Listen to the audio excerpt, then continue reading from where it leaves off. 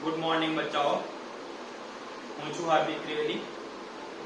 આજના સેશનમાં આપણે ગણિત વિષય ધોરણ 9 નો ગણિત વિષય જેના પહેલા ચેપ્ટરની ચર્ચા કરવા જઈ રહ્યા છે। બરાબર છે। પહેલા ચેપ્ટરમાં વિદ્યાર્થી મિત્રો, પહેલા ચેપ્ટરનું તમારું નામ છે સંખ્યા પદ્ધતિ। સંખ્યા અને પદ્ધતિ, સંખ્યાઓને દર્શાવવા માટેની પદ્ધતિ। જે કંઈ પણ સંખ્યાઓ અસ્તિત્વમાં છે, પ્રાકૃતિક સંખ્યા હોય, પૂર્ણાંક સંખ્યા હોય, પૂર્ણ સંખ્યા હોય, સમય સંખ્યા હોય કે અસમય સંખ્યા હોય, એને દર્શાવવા માટે જુદી જુદી પદ્ધતિઓ છે જેની આપણે આ ચેપ્ટરમાં ચર્ચા કરવાની છે। સૌથી પહેલા એની ચર્ચા કરતા પહેલા આપણે ગણિતનું થોડું બેઝિક, આ ચેપ્ટરના બેઝિકની ચર્ચા કરીએ। બેઝિક શું છે તે સમજો તો સૌથી પહેલા આપણે વાત કરીએ પ્રાકૃતિક સંખ્યા। પ્રાકૃતિક સંખ્યા કોને કહેવાશે? પહેલો જ ક્વેશ્ચન એ ઉદ્ભવે તો આપણે શરૂઆત કરીએ પ્રાકૃતિક સંખ્યાની। તો પ્રાકૃતિક સંખ્યા, જેને પ્રાકૃતિક સંખ્યાને ઇંગ્લિશમાં કહેવાશે નેચરલ નંબર્સ। પ્રાકૃતિક સંખ્યાને ઇંગ્લિશમાં શું કહેવાશે? Natural numbers. હવે વાત કરીએ કે એમાં કોનો સમાવેશ થાય। પ્રાકૃતિક સંખ્યામાં 1 થી ચાલુ કરીને તમામ ધન પૂર્ણાંકો આવે। 1 થી ચાલુ કરીએ અને તમામ ધન પૂર્ણાંકો અનંત સુધી ચાલે। એટલે કે પ્રાકૃતિક સંખ્યામાં 1 2 3 4 ડેશ ડેશ ડેશ અનંત સુધી ચાલતું હોય એનો સમાવેશ થાય છે। આ જે સંખ્યાનો સમૂહ થયો, સમૂહ, જથ્થો, ગણ, આ સંખ્યાના સમૂહને આપણે કેપિટલ N વડે દર્શાવીશું। પ્રાકૃતિક સંખ્યાના સમૂહને શાના વડે દર્શાવીશું? આપણે કેપિટલ N વડે। એનો અર્થ શું થયો? તો કે કેપિટલ N સમૂહ છે એટલે છગડીયા કૌંસમાં દર્શાવવાનો, અને શું લખાશે? તો કે 1 2 3 4 અપ ટુ n સુધી। વિદ્યાર્થી મિત્રો યાદ રાખજો, પ્રાકૃતિક સંખ્યાના સમૂહને n વડે દર્શાવાશે। ફરી રિપીટ કરું છું, પ્રાકૃતિક સંખ્યાના સમૂહને n વડે દર્શાવાય। હવે આ જે પ્રાકૃતિક સંખ્યાનો સમૂહ છે, એ જે સમૂહ છે એ સમૂહમાંથી સૌથી નાની પ્રાકૃતિક સંખ્યા, સૌથી નાની પ્રાકૃતિક સંખ્યા કઈ છે? તો કે સમૂહ જ્યાંથી ચાલુ થયો તે કઈ છે? 1। બરાબર? એટલે આપણે લખીએ તો કે સૌથી નાની પ્રાકૃતિક સંખ્યા કઈ છે? 1 છે। વિદ્યાર્થી મિત્રો આ વાત થઈ પ્રાકૃતિક સંખ્યાની। હવે આપણે આગળ વધીએ અને સેકન્ડ નંબર પર આવશે પૂર્ણ સંખ્યાઓ। પૂર્ણ સંખ્યાઓ, બરાબર છે? ધ્યાન રાખજો, સેકન્ડ નંબર પર પૂર્ણ સંખ્યાઓ, બરાબર છે? હવે આ પૂર્ણ સંખ્યાઓ કોને કહેવાય? બરાબર? સૌથી પહેલા પૂર્ણ સંખ્યાઓને ઇંગ્લિશમાં કહેવાશે whole numbers, WHOLE, whole numbers. બરાબર છે? હવે આ હોલ નંબર્સ કેવી રીતે બને, એમાં કોનો સમાવેશ થાય? તો પ્રાકૃતિક સંખ્યાઓનો જે સમૂહ હતો, પ્રાકૃતિક સંખ્યાના સમૂહમાં કોણ હતું? તો કે 1 2 3 4 ડેશ ડેશ ડેશ n સુધી। આ પ્રાકૃતિક સંખ્યાના સમૂહમાં તમે શૂન્યનો સમાવેશ કરો। પ્રાકૃતિક સંખ્યાના સમૂહમાં કોનો સમાવેશ કરીએ છીએ આપણે? શૂન્યનો સમાવેશ કરીએ। એટલે શૂન્ય ક્યાં આવશે? તો કે 1 ની આગળ શૂન્યનો સમાવેશ થયો। પ્રાકૃતિક સંખ્યાના સમૂહમાં શૂન્યનો સમાવેશ કરવામાં આવે તો આપણાને એ પૂર્ણ સંખ્યાઓ મળે છે। પૂર્ણ સંખ્યાને દર્શાવવા માટે, એના સમૂહને દર્શાવવા માટે W, કેપિટલ W સંકેતનો ઉપયોગ થાય। ફરી છગડીયા કૌંસમાં 1 2 3 4 ડેશ ડેશ ડેશ, અને પ્રાકૃતિક સંખ્યા હતી એની આગળ કોને ઉમેર્યું આપણે? 0 ને। એટલે શું બન્યું? પૂર્ણ સંખ્યાઓ બની। એમાં વાત કરીએ તો સૌથી નાની પ્રાકૃતિક સંખ્યા, સૌથી નાની પૂર્ણ સંખ્યા, સૌથી નાની પ્રાકૃતિક સંખ્યાઓ કઈ હતી? તો કે 1। હવે સૌથી નાની પૂર્ણ સંખ્યા, બરાબર? તો શું થશે? સૌથી નાની પૂર્ણ સંખ્યા કઈ થશે? 0 છે. કેમ? તો કે એની શરૂઆત ક્યાંથી થઈ? 0 થી ચાલુ થઈ, બરાબર છે વિદ્યાર્થી મિત્રો? સૌથી નાની પૂર્ણ સંખ્યાની આપણે વાત કરીશું છે 0 છે, બરાબર? પહેલા જોયું પ્રાકૃતિક સંખ્યા, ત્યાર પછી જોયું પૂર્ણ સંખ્યા. હવે વાત આવે પૂર્ણાંક સંખ્યા. હવે આપણે વાત કરીએ છીએ પૂર્ણાંક સંખ્યા, બરાબર છે? પૂર્ણાંક સંખ્યાને ઇંગ્લિશમાં કહેવાશે ઇન્ટીજર્સ. પૂર્ણાંક સંખ્યાને ઇંગ્લિશમાં શું કહેવાશે? ઇન્ટીજર્સ, બરાબર? હવે આ પૂર્ણાંક સંખ્યામાં કોનો સમાવેશ થાય? તો કે બધી જ પ્રાકૃતિક સંખ્યાઓ પૂર્ણાંક સંખ્યામાં કોનો સમાવેશ થાય? બરાબર?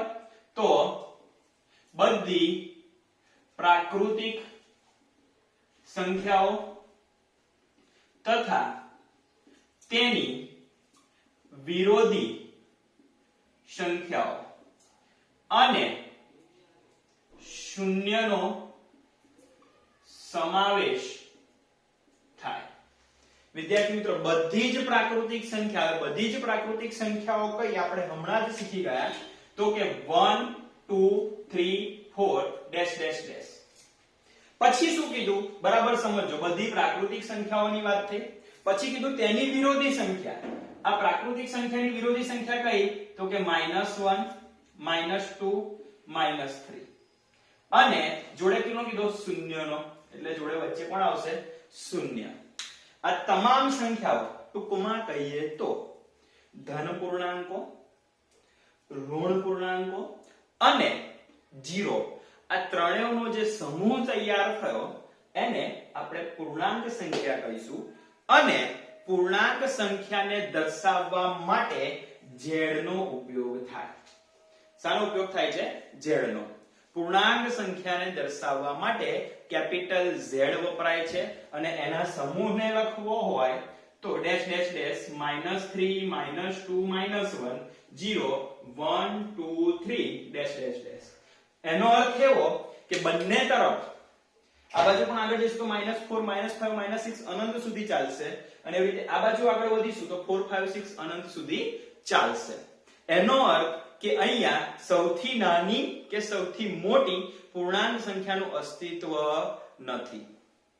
વિદ્યાર્થી મિત્રો, બરાબર યાદ રાખજો, પૂર્ણાંક સંખ્યામાં સૌથી નાની અને સૌથી મોટી પૂર્ણાંક સંખ્યાનું અસ્તિત્વ છે નહીં. જ્યારે પ્રાકૃતિક સંખ્યામાં સૌથી નાની પ્રાકૃતિક સંખ્યા કોણ હતી? 1. જ્યારે પૂર્ણ સંખ્યા હતી એમાં સૌથી નાની પૂર્ણ સંખ્યા કઈ હતી? તો કે 0. આપણે આ ત્રણ સંખ્યાઓની વાત કરી. હવે આ ચેપ્ટરમાં જે અગત્યનું આવવાનું છે આપણે એની વાત કરીએ છીએ. બરાબર ધ્યાનથી સાંભળજો અને જોજો. હવે વાત આવે છે સમમેય સંખ્યાઓ. હવે વાત છે સમમેય સંખ્યાઓ. બરાબર? સમમેય સંખ્યા કોને કહેવાય? સમમેય સંખ્યાઓ. વિદ્યાર્થી મિત્રો, સમમેય સંખ્યા વિશે તમે 8મા ધોરણમાં ભણીને આવ્યા છો. 8મા ધોરણમાં તમને સમમેય સંખ્યાઓ વિશે હતું. ત્યાં શોર્ટમાં તમને એવું સમજાવ્યું હતું કે p/q સ્વરૂપે દર્શાવાય એવી સંખ્યા સમમેય સંખ્યા હોય. 8મા ધોરણની તમે જ્યારે થિયરી યાદ કરો પછી એવું ના થાય કે ભાઈ ભૂલી ગયા. બરાબર? 8મા ધોરણની જે થિયરી હતી એ થિયરીમાં તમને સ્પષ્ટ આપ્યું હતું કે p/q સ્વરૂપમાં લખી શકાય તેવી સંખ્યાઓ સમમેય સંખ્યાઓ છે. બરાબર? પણ આપણે અહીંયા એની રજૂઆત સહેજ અલગ રીતે કરીશું, કેટલીક શરતો સાથે. તો શું થશે? તો કે p અને q પૂર્ણાંક હોય. શરત શું છે? p અને q પૂર્ણાંક હોય અને q શૂન્યેતર હોય. શરતો થઈ. શું શરત થઈ? તો કે p અને q પૂર્ણાંક હોય તથા q એ શૂન્યેતર હોય. શું શરત થઈ? p અને q પૂર્ણાંક, q એ શૂન્યેતર. શૂન્યેતરનો અર્થ શું થશે વિદ્યાર્થી મિત્રો? શૂન્યેતરનો અર્થ થશે શૂન્ય સિવાયની. શૂન્ય સિવાયની, શૂન્યેતરનો અર્થ શું થશે? શૂન્ય સિવાયની હોય તથા સંખ્યા r ને p/q સ્વરૂપે લખી શકાય. સંખ્યા r ને p/q સ્વરૂપે લખી શકાય તો r ને સમમેય સંખ્યા કહે છે. તો r ને સમમેય સંખ્યા કહે છે. અહીં કેટલીક શરતો સાથે આપણે રજૂ કર્યું છે. શું શરતો? ફરી રિપીટ કરીએ. p અને q પૂર્ણાંક. પૂર્ણાંક કઈ છે? અહીંયા છે, આપણે જોયું. મતલબ ધન પૂર્ણાંકો હોય, 0 હોય કે ઋણ પૂર્ણાંક હોય. પછી q પણ એની જ વાત, એટલે એનું એ જ આવશે.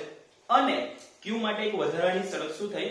શૂન્યેતર, મતલબ શૂન્ય સિવાયની હોય તો સંખ્યા r ને તમે p/q સ્વરૂપે લખી શકો. તો આવી બધી જ સંખ્યાઓ એ સમમેય સંખ્યાઓ છે. હવે આપણે સમમેય સંખ્યાના કેટલાક ઉદાહરણોની વાત કરીએ. સમમેય સંખ્યાના કયા કયા ઉદાહરણો છે? તમે કોઈ પણ સંખ્યા લખો.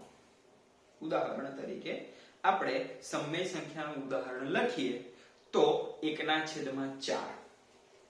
બરાબર છે વિદ્યાર્થી મિત્રો? આ બાજુ ધ્યાન આપજો. સમમેય સંખ્યાના ઉદાહરણ.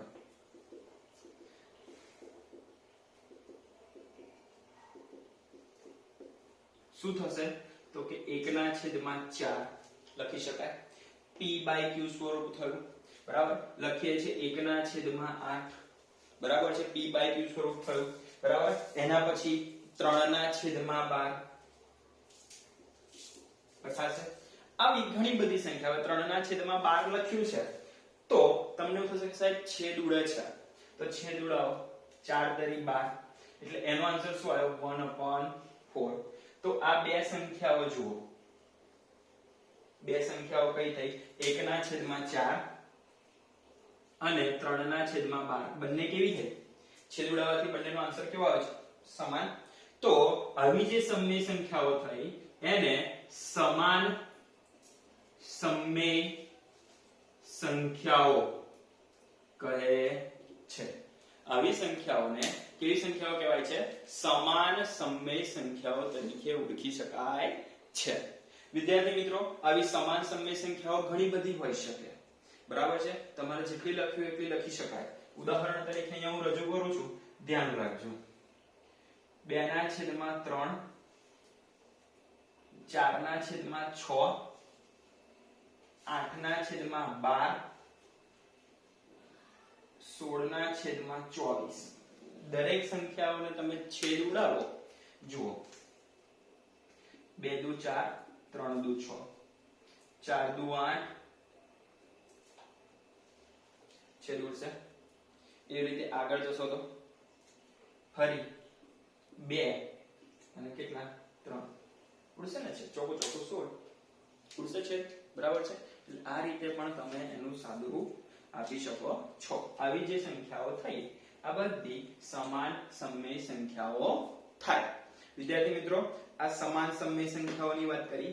યાદ રાખજો, સમાન સમમેય જે સમય સંખ્યા છે, જે સમમેય સંખ્યા છે એ સમમેય સંખ્યાને q વડે દર્શાવાય. Capital Q. સમમેય સંખ્યાને શાના વડે દર્શાવવામાં આવે છે? કેપિટલ Q વડે દર્શાવવામાં આવે છે. અને એના સમૂહને સમમેય સંખ્યા ગણ તરીકે ઓળખવામાં આવે છે. એના સમૂહને સમમેય સંખ્યા ગણ તરીકે ઓળખવામાં આવે છે. વિદ્યાર્થી મિત્રો, હજી પણ સમમેય સંખ્યાની કેટલીક માહિતી બાકી છે. એ માહિતી હવે આપણે આગળના સેશનમાં રજૂ કરીશું. અત્યારે તમે આટલું યાદ રાખો, બરાબર તૈયાર કરો, જેથી આગળનું જે સેશન આવશે એમાં તમને બિલકુલ ક્લિયર એકદમ ખબર પડી જાય કે એક્ઝેક્ટ સમમેય સંખ્યા કોને કહેવાય અને અસમમેય સંખ્યા કોને કહેવાય. જય શ્રી કૃષ્ણ.